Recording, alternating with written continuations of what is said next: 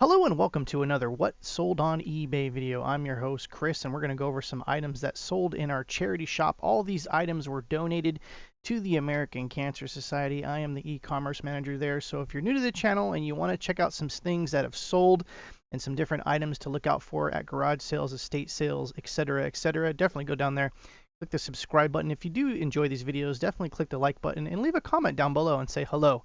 That definitely helps and brightens up everyone's day. So definitely appreciate that. So let's get right into it. Today, first up, we have this Sarah Jane Segura statue. This is a sculpture art piece. It's called 2 O'Clock Temptation. Sarah Jane is known for these type of whimsical, I don't know, we'd call them whimsical, maybe like just over emphasized features, I should say. I guess that's probably like the politically correct way to say this. And these styles of figures, she does do paintings and things like that, but this is one of those statues.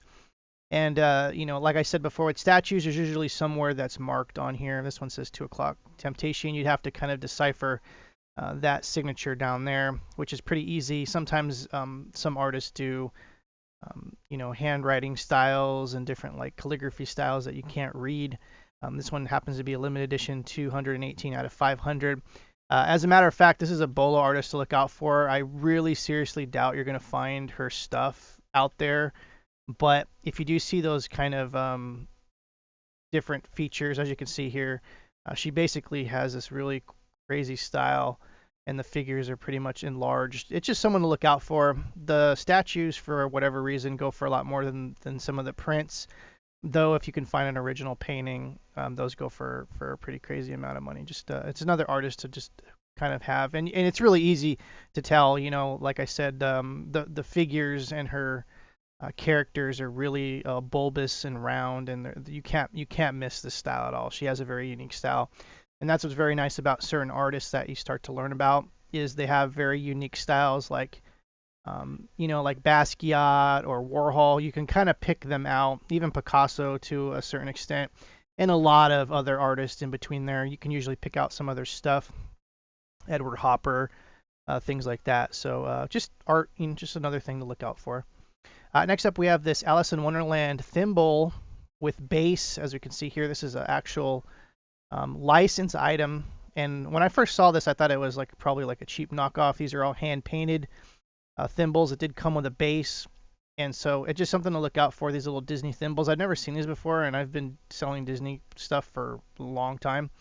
So it was kind of interesting to see. As you can see, there's a little bit of imperfections. Now I'm an artist. I have all kinds of enamels and acrylic paint, and I could have touched this up and made it perfect, but it just wasn't worth it. These aren't super expensive, and I noted in the auction that some of the enamel painting has chipped away. As you can see here, this thing was hand painted. So it's just another thing to look out for. Disney items sell very well. Just make sure they're licensed. There's plenty of unlicensed things. And if you want to know, if you see that copyright Disney on anything Disney, that usually tell you that it's not like a knockoff or a bootleg or something like that. And I wish that price sticker would have stayed on there, because that would have told me whether or not this was actually sold in Disney Store or Disney Parks, or if it was something sold, via licensee through another retailer. But anyways, this is another thing to look out for. These usually don't come with the bases. Usually when you see these, they're just these individually. So this was a nice little package that actually came with the hand-painted base there.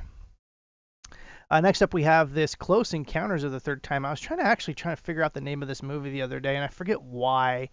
I don't know. There's just lots of parallels with this. If you haven't seen Close Encounters of the Third Kind, it's like probably one of the I don't want to say the best sci-fi movies, but it's like it's a classic. Like if you enjoy sci-fi movies, definitely watch Close Encounters of the Third Kind. It's actually spawned so many different movies. But anyways, the main point of this is just to tell you that sealed DVDs and sealed Blu-rays are selling like hotcakes right now.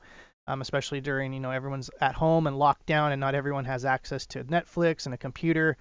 And so I listed a ton of these over the last couple weeks, and we've been selling them every week. And I say sealed because you're going to get like $5+ more than an open one.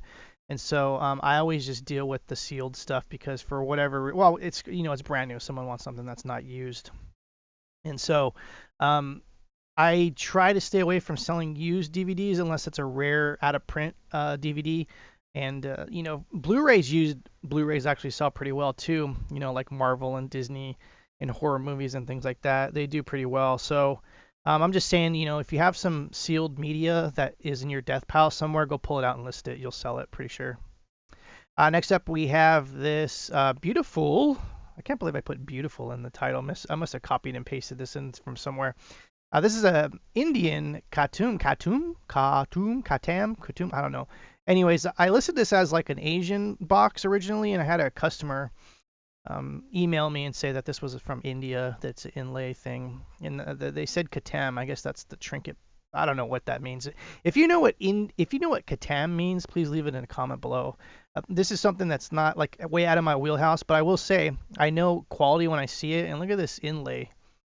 Is very well done. There is some chipping there at the hinge point, but for the most part, this is a beautiful box. It's surprisingly only sold for $11.50, but I'm listing this here on this show. And by the way, if you're enjoying this video, definitely go down there and click the like button. There's some of these that do very well. So just keep an eye out for this. This is definitely garage sale, estate sale stuff. If you can find these cheap enough. Like I said, I'm not an expert at these by any stretch of the imagination, but I know quality when I see it. And if you see quality out there and it's at a reasonable price, use your gut. Your gut will tell you. Your gut will lead the way. I can't tell you how many times my gut has paid off. As a matter of fact, we've talked about those $5,000 statues that I bought at a thrift store that I just had a gut feeling about them. I didn't care, how much they were. They were pretty cheap, but I thought, I'm just going to roll the dice on these, and sure enough, that was a home run. I haven't had any crazy home runs since then, but it's just one of those things that if you have a gut feeling about something, definitely buy it. Next up, we have this silver plate flatware. This sold for $24.99 plus $9.99 shipping. I'm just telling you, letting you know about these. You're going to find these a lot at estate sales and sometimes garage sales. And silver plate sets really don't go for that much. You're probably better off selling these individually if you do come across these. I would stay away from silver plate sets unless, like I said, you want to take the time to list them individually. You really want to look for the sterling silver sets or the coin silver sets. Those are like, anywhere between $600 on up. And so, sometimes these sellers, they don't know what they have, and just look underneath it, and sometimes it'll say sterling. That's what you really want to look for. As you can see here, this is what it looks like underneath. It says house plate, which if you see plate on anything, it's usually going to be, like a silver plate. And usually silver plate will have this rainbowing effect. Now, sterling silver sometimes will tarnish pure black. And so these are just kind of the little tells. That's not going to be for everything. You can't see, oh, there's rainbowing on this thing. It's plate. For the most part, rainbowing does occur on on plate, though. Silver does tarnish too, but it has a different way that it patinas than a plate. Plate has this rainbowing effect where it has multicolors. But anyways, what I'm saying is, if you ever come across silverware, look on the bottom or flip it over, see if it says sterling anywhere, or if it has the lion marks on it. What I mean is there's a stamp of an actual lion. That's sterling in the UK. And if you ever see spoons or silverware that says pure silver or coin silver or anything like that, definitely buy it because that's 90% silver. And so, yeah, that's basically what I have to say about this. 99% of the time when you see these, they're probably going to be silver plate.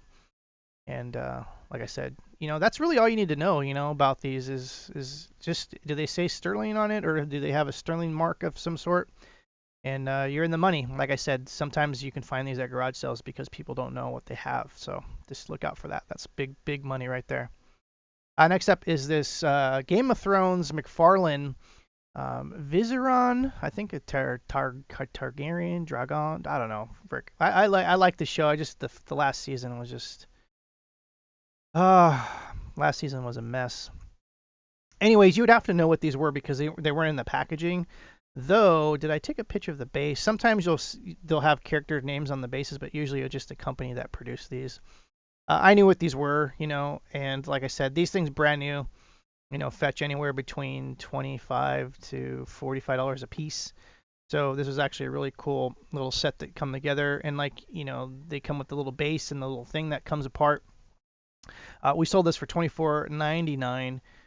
There's some McFarlane toys that actually go for a pretty good amount of money, but for the most part, I try to stay away from McFarlane stuff, especially the earlier Spawn figures, and some of the baseball stuff really doesn't go for that much.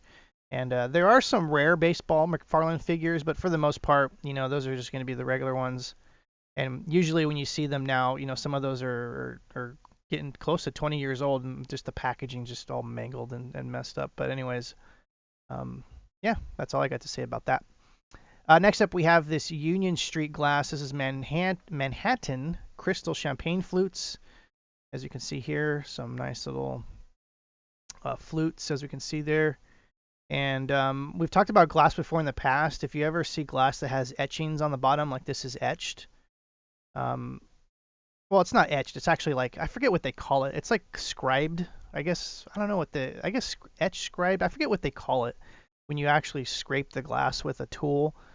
And I want to say it's called scribing. I know it's called like etching. There's different. Okay, it might be called etching, but there's also a chemical way to etch too, with using like a screen print. But anyways, I digress. If you ever see glass with etching, we'll say etching on the bottom, it usually tells you that it's high end. So if you go to garage sales, or if you go to and this is a pro tip right here for sure. If you go to Goodwills, just look underneath the glass, especially if it looks high quality. If you see this kind of etching stuff, this scratching, I don't know. I don't know. I'm just gonna call it etching from now on. If you see the scribed etching, just take another look at it, because it usually tells you that it's higher end glass. And so that's pretty much all you really need to know about glass, as far as like if it's good or not. It's like anything else. These are the tells that you can tell whether or not you should take another look. And like 90% of the time, if you see any etching on the bottom, it's usually high-end stuff. Even though there's still stuff that you might find with stickers on the bottom. Anything made in China is definitely not worth much. I mean, if it says made in China, not if it's like from the 1700s or the 1800s. Old Asian Chinese glass could go for a crazy amount of money. But just, I'm saying, like the recent import made in China garbage that comes out of there. But anyways, like I said, this is stuff to definitely look out for. This sold for $149. Once again, I'm Chris. Definitely go down there, click the subscribe button, click the like button, say hello in the comments. I really appreciate your comments, and they help out the algorithm and the channel. And like I said, we'll see you next time, and take care.